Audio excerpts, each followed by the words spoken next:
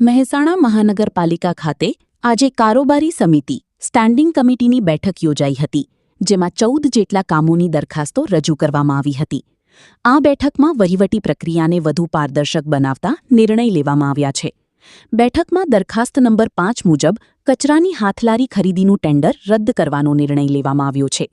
આ ઉપરાંત દરખાસ્ત નંબર 10 મુજબ શહેરના બગીચાઓના મેન્ટેનન્સ માટે ખાનગી એજન્સીને ટેન્ડર આપવાને બદલે હવે મહાનગરપાલિકા જાતે જ તમામ બગીચાઓનું મેન્ટેનન્સ કરશે તેવો સર્વાનુમતે નિર્ણય કરાયો છે. બેઠકમાં સ્ટેન્ડિંગ કમિટી મેમ્બર ધીરજભાઈ કરમચંદાની સહિત કારોબારી મેમ્બરોની ઉપસ્થિતિમાં રજૂ કરાયેલી બાકીની તમામ દરખાસ્તોને સર્વાનુમતે મંજૂર કરવામાં આવી છે. આ બાબતે સ્ટેન્ડિંગ કમિટી ચેરમેન દીપકભાઈ પટેલે શું કહ્યું, આવો સાંભળીએ.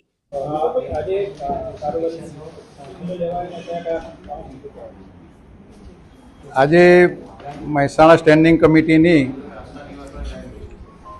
14 દરખાસ્તો સાથેની એક મિટિંગ મળેલી, જેમાં 5 નંબરની દરખાસ્ત જે કચરાની હાથલારી ખરીદીનું હતું એ ટેન્ડર કેન્સલ કરેલ છે. તેમજ 10 નંબરનું જે કામ હતું બગીચાઓનું મેન્ટેનન્સ માટે ટેન્ડર આપવાનું, એ કોર્પોરેશન જાતે કરશે એવું સર્વાનુમતે કરાવેલા છે અને બાકી બધા કામ સર્વાનુમતે મંજૂર કરેલ છે.